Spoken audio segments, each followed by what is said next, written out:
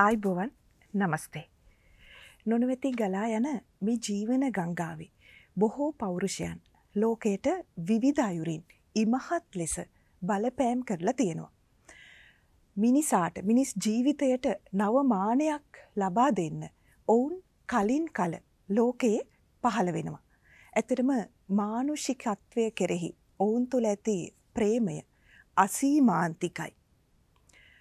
ඉතින් ඒ වගේම මේ මහර්ෂි ගජ් අරවින්ද් එතුමා තමන්ගේ මානුෂික ප්‍රේමය තුළින් මුළු ජීවිතයම මිනිසාට සේවය කිරීම සඳහා කැප කරලා තියෙනවා.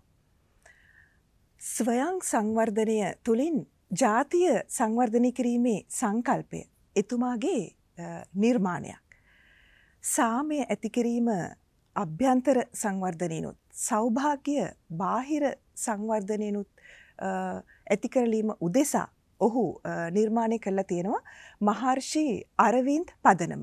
ඒ වගේම මනුෂ්‍ය ජාතීන් පිළිබඳ විද්‍යා පදනම එත්නික් සයන්ස් ෆවුන්ඩේෂන් මේ පදනම් දෙකේම නිර්මාතෘ ඔහුයි. ඉතින් අද අපිත් එක්ක එකතු වෙලා ඉන්නවා මහර්ෂි අරවින්ද්තුමා. ඒ වගේම මෙම फ़ाउंडेशन के अध्यक्षक अनुराग चाबड़ा महात्म्या. नमस्ते. सबसे पहले आप दोनों को श्रीलंका में स्वागत करते हैं. और कैसे है श्रीलंका में आपका अनुभव कैसे है? श्रीलंका में ඔබේ අත්දැකීම් කොහොමද? ये पहली बार आप श्रीलंका में आपका पहली बार या इससे पहले भी यहाँ? श्रीलंका में 2011 से यहाँ शुरुआत की है. अच्छा. और श्रीलंका की जो संस्कृति है बहुत ही अच्छी है. जो भारत और श्रीलंका एक ही संस्कृति है जहाँ प्रेम मैत्री करुणा यह सभी में मिलता है, सभी में देखने को मिलता है. ये संस्कृति नेचर जो भी मानव के भीतर छुपा है. इसलिए श्रीलंका में आते हुए इतना अनुभव हुआ है कि ये अपना देश है, ये अपनापन है. ऐसा लगता है. එතුමා කියනවා 2011 ඉඳලා ඔවුන් මේ ශ්‍රී ලංකාවට යන වෙනවා. ඇත්තටම ಭಾರತೀಯ සංස්කෘතිය සහ ශ්‍රී ලංකා සංස්කෘතිය අතර ඊතරම් වෙනසක් නැහැ. බොහෝ දුරට සමානයි. ඔවුන් කියනවා ඔවුන්ට ශ්‍රී ලංකාව තමන්ගේම රට විදිහට දැනුණ බව. මෙහි ජනතාව ඔවුන්ට ඔවුන්ගේම ජනතාව විදිහට දැනුණා කියලා. अरविंद जी, मैं आपसे सबसे पहले पूछना चाहती हूँ आपका फाउंडेशन के बारे में. महर्षि अरविंद फाउंडेशन ये क्या है? इसकी शुरुआत कब हुई? महर्षि अरविंद फाउंडेशन इसकी शुरुआत के पहले इस कार्य की शुरुआत 1967 में हुई, यानी 67 में. මහර්ෂි අරවින්ද් පදනම. ඇත්තටම මේ පදනම ආරම්භයට පෙර මේ සංකල්පය ආරම්භ වෙලා තිනවා 1967. අපි එතුමාගෙන් දැනගමු මොකද්ද මේ පදනම මෙහි අරමුණ කුමක්ද කියලා. उसके बाद जो कार्य पद्धति की जो शुरुआत हुई, जो प्रैक्टिकली वहाँ से धीरे धीरे शुरुआत हुई. फिर इसके यानी 2010 में फाउंडेशन की स्थापना करते हुए महर्षि अरविंद फाउंडेशन इसकी स्थापना करते हुए फिर इसको प्रैक्टिकली रूप में जो किया था उसको फिर दुनिया के सामने जो लोगों के सामने फिर लाने की कोशिश की. 2010 වසර තමයි මෙය ආරම්භ වෙන්නේ. ඊට පසු ඔවුන් ලෝකයට මෙය निरावरणය කරනවා. अरविंद जी, और मैं पूछना चाहती हूँ इसका ब्रांचेस और देशों में है क्या? මෙහි ශාඛාවන් වෙනත් රටවලත් තිබෙනවද කියලා අපි එතුමාගෙන් අහනවා. इसकी जो शाखा है, जो कार्य शुरू है श्रीलंका, नेपाल, भूटान, बांग्लादेश, मलेशिया. इसमें जो ऑनलाइन जो एजुकेशन है दूसरे देशों में भी शुरू है.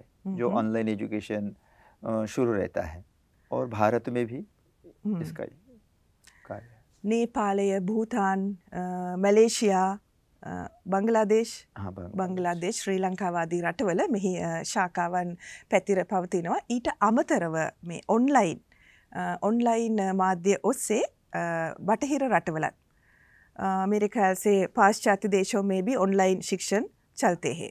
බටහිර රටවල් දක්වා उनके මෙම පදනම පැතිර ගොස් තියෙනවා. मैं पूछना चाहती हूँ आपने ये श्रीलंका को क्यों सेंटर बनाया? ඔවුන් ශ්‍රීලංකාව මෙහි ප්‍රධාන මධ්‍යස්ථානයක් බවට පත් කළා තියෙනවා. ඉතින් මම කැමති ඇයි මෙච්චර රටවල් තියෙද්දි ශ්‍රීලංකාවට මේ තැන දුන්නේ කියලා දැනගන්න. यहाँ अपनापन है, अपनी संस्कृति है, अपना कल्चर है, मानवता है, मैत्री की भावना है, करुणा है. हम एक दूसरे को समझते हैं. हमारे लिए श्रीलंका और भारत कोई अलग नहीं है. अच्छा. हमारे लिए भारत और श्रीलंका एक ही है, क्योंकि ह्यूमैनिटी जो भारत में है वही श्रीलंका में है, जो श्रीलंका में है वो भारत में है.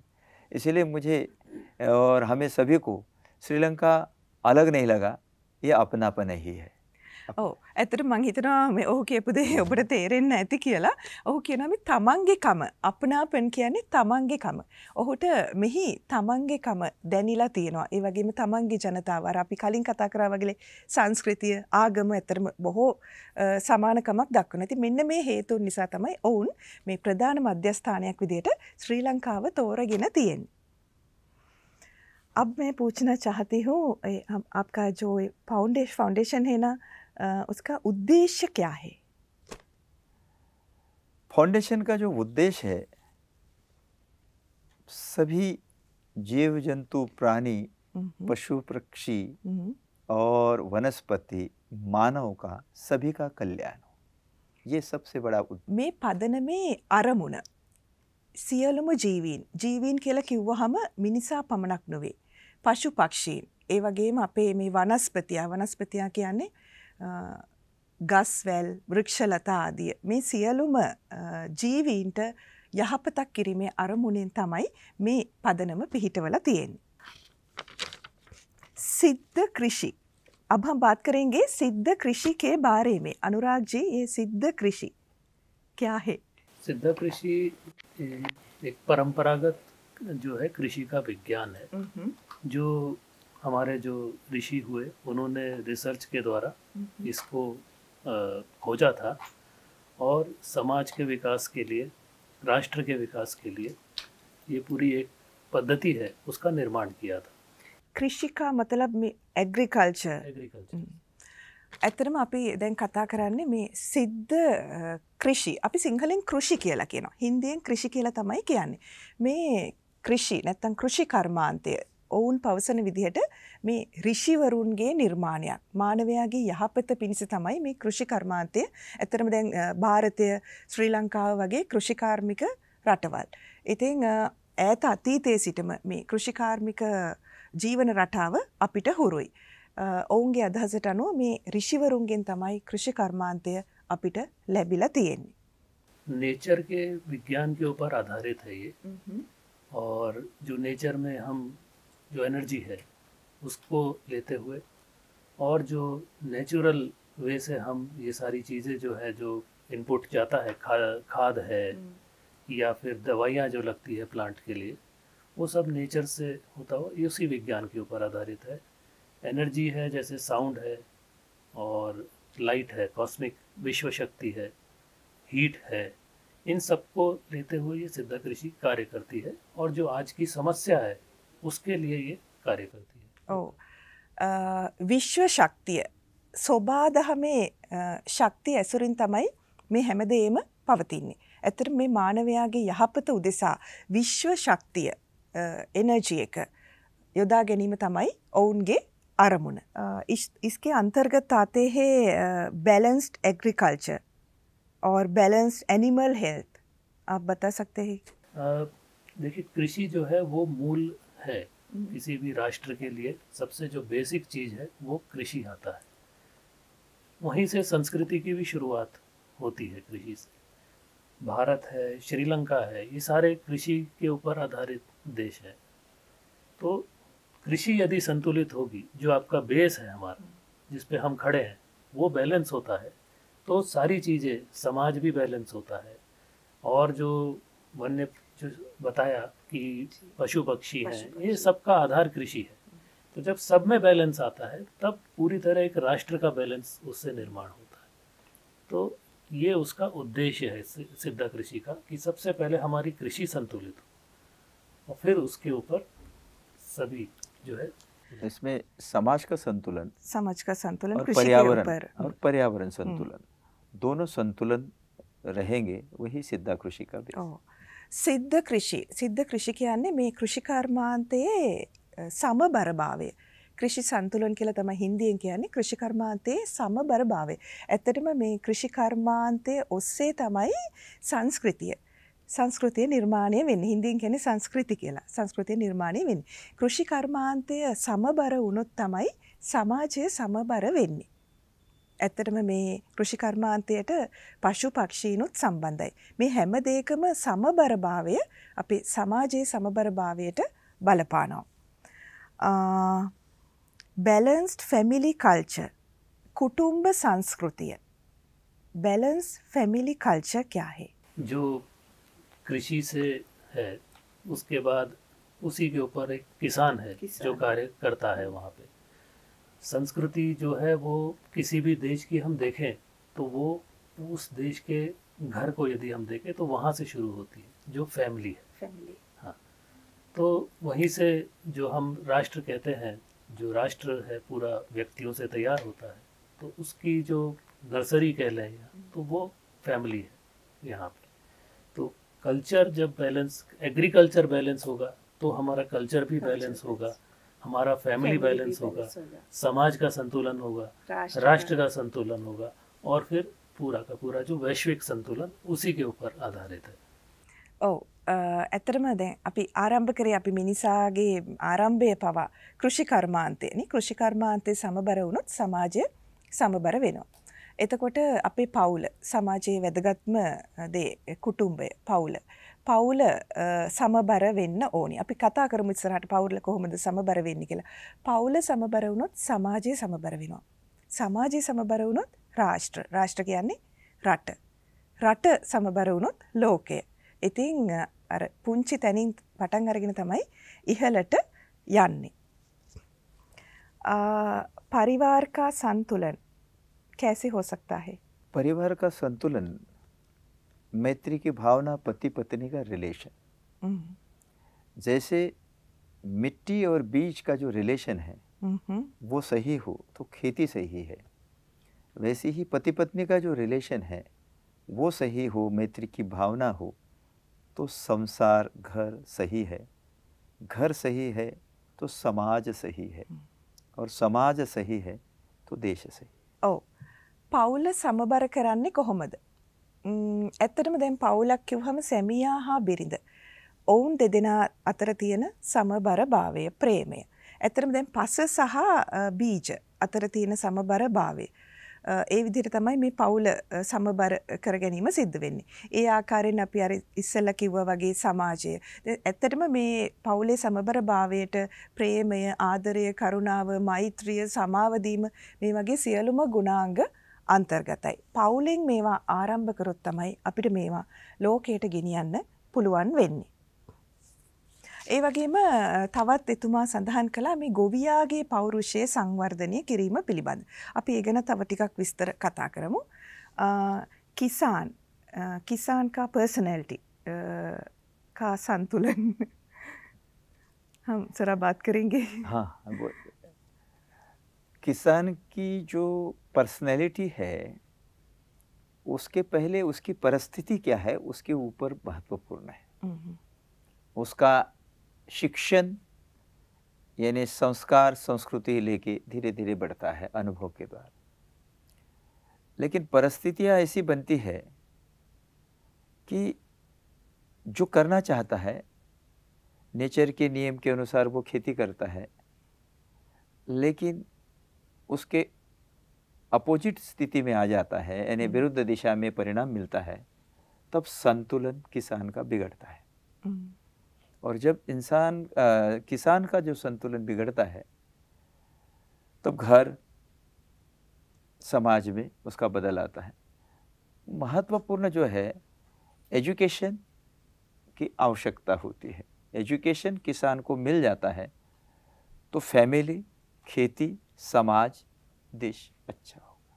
ये तो पर्सनैलिटी का, व्यक्तित्व का जो अर्थ होता है, आंतरिक विकास और बाह्य विकास, यही किसान का व्यक्तित्व है। ඇතරම ගොවියා තමයි කෘෂිකාර්මික සංස්කෘතියේ ප්‍රධාන සලකුණ. ගොවියා කියලා කිව්වහම අර සම්ප්‍රදායික ගොවියා නෙමෙයි.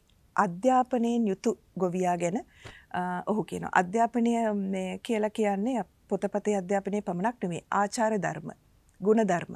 ගුණධර්ම සහ පොතපතේ අධ්‍යාපනයේ දෙකම ඇති වුණාම තමයි ගොවියාගේ සමබර බව ඇති වෙන්නේ.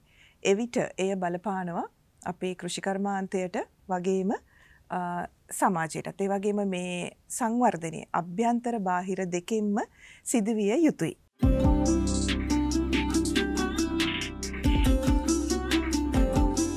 बायोटेक्नोलॉजी आपकी फाउंडेशन का और एक है ना, traditionally home made natural products, गृह आश्रित पारंपरिक निष्पादन, आपके फाउंडेशन के माध्यम इन सब का विकास कैसे हो सकते हैं? इसमें जो है टेक्नोलॉजी पूरा विज्ञान है और होममेड सिद्धा कृषि का जो मूल उसमें उद्देश्य है कि किसान की जो बाजार के ऊपर जो चीज़ें हैं उस पे उसका डिपेंडेंसी कम हो मार्केट के ऊपर, जिससे उसके जो खर्चा है, खेती में आता है खर्चा, वो कमी आए। सबसे पहले हमने जो सर्वे किया तो देखा कि यदि हम 10 रुपये मान के चलें तो 6 रुपया किसान का मार्केट से चीज़ें लाने में जाता है। तो सिद्धा कृषि में ये है कि उस 6 रुपये को और कम कैसे किया जाए ताकि वो सेविंग्स में कन्वर्ट हो जाए, किसान को ज़्यादा से ज़्यादा लाभ में आ जाए। तो इस तरह से जो टेक्नोलॉजी है कि जो खाद बनाने का है या दवाई बनाने का कार्य है, या मिट्टी में जैसे नाइट्रोजन हमें बढ़ाना है, ये सॉल्यूशंस हम सस्ता जो होता है, कम से किफ़ायती उसमें, तो उसके लिए ये बायोटेक्नोलॉजी यूज़ होता है और जो हमें नेचर से आसपास चीज़ें मिल जाती हैं उसका यूज़ करके उनको बताया जाता है। ඔහු සඳහන් කරා මේ ගොවියාගේ වියදම අඩු කර ගැනීම පිළිබඳ. ඇත්තටම දැන් ඉන්දියාව වගේම අපේ රටෙත් ගොවියෝ තමන්ගේ අස්වැන්න විකුණ ගන්න බැරුව, ණය ගෙවා ගන්න බැරුව දිවි නසා ගන්නවා. ඉතින් ඔවුන්ගේ මේ යෝජනාව මේ ගොවියාගේ ණය අඩු කරගන්නේ කොහොමද කියන එක ගැන මම අනුරාග් මහත්මයාගෙන් මේ ගැන අහන්න කැමති. කොහොමද ඔවුන්ගේ පදනම ඔස්සේ මේ ගොවියාගේ ණය අඩු කරන්න සහාය වෙන්නේ කියලා. मैं आपसे पूछना चाहती हूँ किसान का खर्च कम करना वो कैसे हो सकता है? Happiness of a farmer is very important for a happiness of the nation. Whatever business everybody does it for benefit. Everybody looks for benefit. Even farmer looks for benefit because he has to bring up his family. So we did a survey. On an average, about 60% of the farmer's income goes back into the market in purchasing the products like fertilizer, medicines, seeds. So in Siddha Krishi, is focusing more on how this 60% can be reduced so that it becomes a savings for the farmer. So Siddha Krishi brings solutions which are purely natural and resources are easily available in the surroundings around only, so that farmer does not have to depend too much on the market. So when this 60% comes down to 20%, that 40% becomes the savings for the farmer. So that's how it brings down the cost. जी. लेकिन महत्वपूर्ण जो है, कृषि खेती वाले जो करते हैं, लेकिन बात ये है कि तब भी खेती में प्रॉब्लम है सबसे ज़्यादा, क्योंकि मार्केट में जो पैसा है 60% पैसा जाता है। इसके कारण उत्पादन जो होना चाहिए उत्पादन नहीं होता है। मिट्टी धीरे धीरे पीएच लेवल ना के बराबर हुई है, और पीएच लेवल जब मिट्टी में नहीं रहती है तब उत्पादन नहीं होता है। इसके लिए सबसे ज़्यादा जो है मार्केट पर भरोसा है, जो हमारे घर पे खेती में है उसका स्वयं के पर भरोसा नहीं है। जो हमारी परंपरागत जो खेती यानी सिद्धा कृषि जो करते हैं उस पर हमारा भरोसा नहीं होता है। उसके कारण क्या हो रहा है, बिना कष्ट किए हुए वो हमें चाहिए। इसके कारण मिट्टी में सबसे ज़्यादा कठिनाई आ रही है, यानी हार्डनेस आ रहा है मिट्टी में। मतलब बंजर बाद में होती है, हार्डनेस यानी बिल्कुल कठिनाई, जैसे सॉफ्टनेस नहीं, हार्डनेस आ रहा है। जैसे यानी हम ट्रैक्टर चलाते हैं तब भी मशागत जो होती है भूमि की वो उतनी नहीं हो रही, ज़्यादा देर लग रहा है, यानी कड़ापन आ रहा है भूमि में, कड़ापन आ रहा है, यानी टॉक्सिस उसमें मिट्टी में है। उसमें बैग में जो है जो फर्टिलाइज़र बैग में लिखा रहता है 20-80 लिखा रहता है, जिसमें फॉर्मेट है 00, 17, 17, 18, 18, 26, 26, ये फॉर्मेट में खाद में आता है। 20-80 का मतलब होता है 20% पौधे को मिलता है, 80% मिट्टी में ही रहता है, यानी टॉक्सिस उसी मिट्टी में जमा है। अब जो टॉक्सिस मिट्टी में जमा है तो धीरे धीरे 80% जो टॉक्सिस है वो कहाँ जाएगा, तो मिट्टी को कमजोर करेगा। जैसे उदाहरण के स्तर पर हम देखा जाए, जैसे हमने भोजन किया और भोजन करने के बाद हमारा पेट ही सही नहीं है, तो gases, acidity, gas trouble, migraine, अब ये जो सारी चीज़ें मेरे जीवन की पद्धति पर असर करती है। वैसे ही टॉक्सिस जब मिट्टी में पड़ा है तो वो मिट्टी में असर करेगी। मिट्टी सही नहीं है तो बीज का जो उत्पादन होना चाहिए वो भी सही नहीं है। बीज और मिट्टी सही है तो उत्पादन सही है।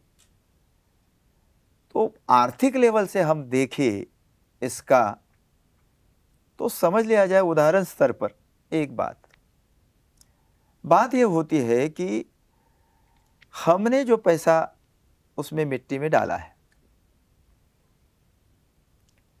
तो उत्पादन उदाहरण के स्तर पर यहाँ 15 क्विंटल हुआ है, यानी 60% मैंने मार्केट में डाला, उससे 15 क्विंटल उत्पादन हुआ है। और उदाहरण स्तर पर इसमें देखा जाए सिद्धा कृषि का उत्पादन 8 क्विंटल हुआ है, तो खेती वाला ये देखेगा कि 15 क्विंटल मेरा धान निर्माण हुआ है, यहाँ 8 क्विंटल धान निर्माण हुआ है पहले बेस में। लेकिन बात यह है कि 8 क्विंटल और 15 क्विंटल में ये हमें फर्क लगता है, लेकिन पैसा यहाँ नहीं लगा है, पैसा वहाँ लगा है 15 क्विंटल में। अब जब 15 क्विंटल में जब पैसा लगा है तो मेरे जेब से गया है, 8 क्विंटल में मेरे जेब से नहीं गया, लेकिन मार्केट के हिसाब से देखा जाए तो 8 क्विंटल का जो भाव है वो डबल है मार्केट में, और 15 क्विंटल का जो भाव है इसमें डबल नहीं, सिंगल भाव है। जो समझिए 200 रुपये चावल है, ये 400 रुपये चावल है, इतना डिफरेंट है। तो ये गणित व्यवहार दर्शन देखा जाए तो 8 क्विंटल 16 क्विंटल होता है, और 60% हमारे बचे हैं, तो प्रॉफिट हमारा।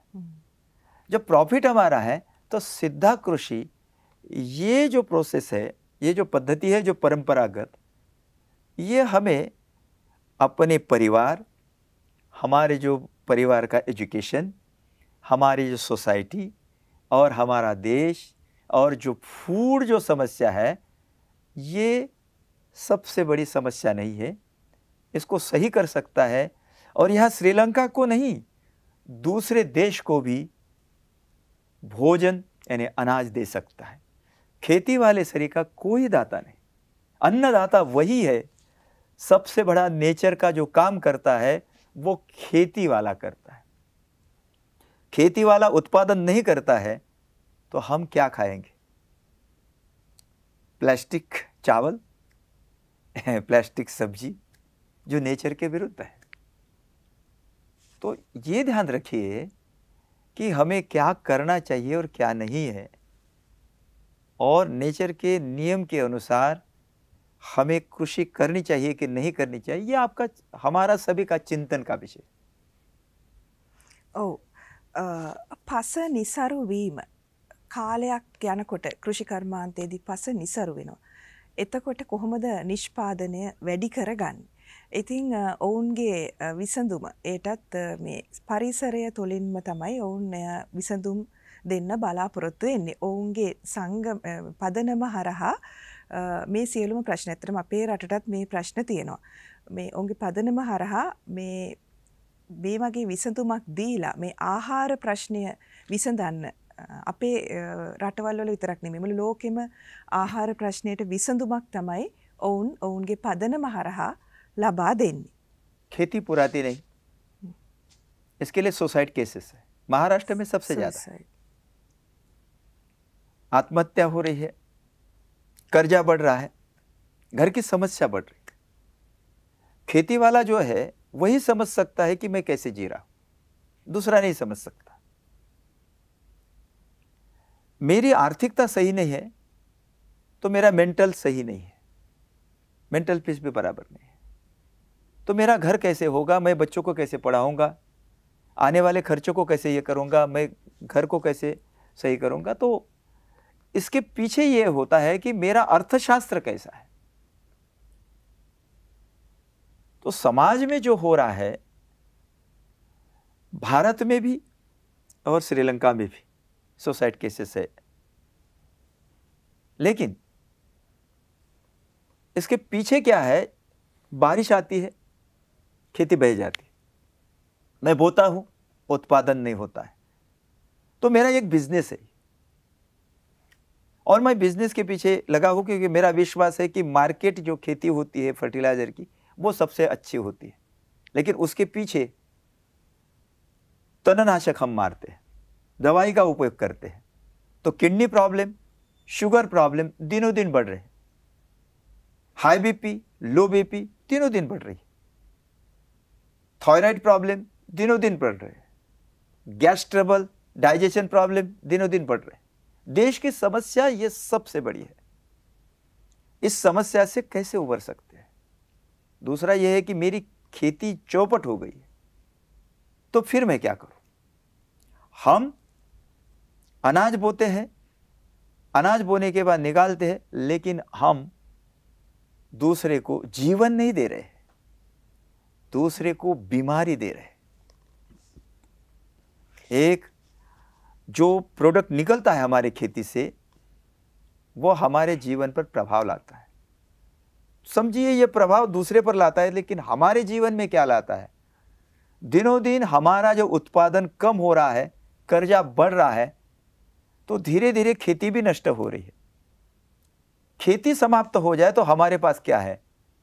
तो उसको बोलते दूसरा बिजनेस, जोड़ धंधा, यानी जोड़ धंधा, यानी जोड़ धंधा यानी जो गाय पालन है, गो पालन है, मच्छी पालन है, कुक्कुट पालन है, बकरी पालन है, ये इसका जोड़ धंधा बोलते हैं। फ्रूट है, सब्सिडी है सरकार से। अब ये जो सारी चीज़ें आती है, ये खेती वाले को मिले तो हमारा सबसे बड़ा खेती का जो प्रोडक्ट है ये भी उन्नत होगा और हमारे बिजनेस में और प्रगति होगी, जो जोड़ धंधा होना चाहिए। तो खेती में एक ही धंधा नहीं, दूसरा भी बिजनेस हो, धंधा हो, तब हम अपनी खेती सही कर सकती है। यही सिद्धा कृषि समाज संतुलन और पर्यावरण संतुलन, ये दोनों को बैलेंस करती है। ඇතරම ස්වභාවික විපත් නිසා ගොවියාගේ අස්වැන්න හානි වෙනවා. එතකොට ඔහුට සිය දිවි නසා ගන්න සිද්ධ වෙනවා. ඉතින් ඔහුගේ අදහස තමයි මේ ගොවිතැන හැරුණාම ඒකට විසඳුමක් විදිහට වෙනත් විකල්පයක්. ඒ කියන්නේ පශු පාලනය, සත්ව ඇති කිරීම වගේ උපදෙස් ඔවුන් ගොවියන්ට ලබා දෙන්න බලාපොරොත්තු වෙනවා. ඉතින් ඔවුන්ගේ පදනමේ අර්ථය තමයි මේ සමාජයේ නගා සිටුවීම, ගොවියා නගා සිටුවීම. මේ හැමදේම සිද්ධ වෙන්නේ මේ පරිසරයත් සමග සමබරතාවය ඇති කර ගැනීමෙන්. සිද්ධ කෘෂි සංකල්පය පිළිබඳ අපි බොහෝ දේ කතා කළා. ඔවුන්ගෙන් අපිට බොහෝ අවවාද උපදෙස් දෙනුම් සම්භාරයක් ලැබුණා. ඉතින් ඉදිරියේදී තව දුරටත් අපි මේ පිළිබඳ ඔබට කියන්න බලාපොරොත්තු වෙනවා.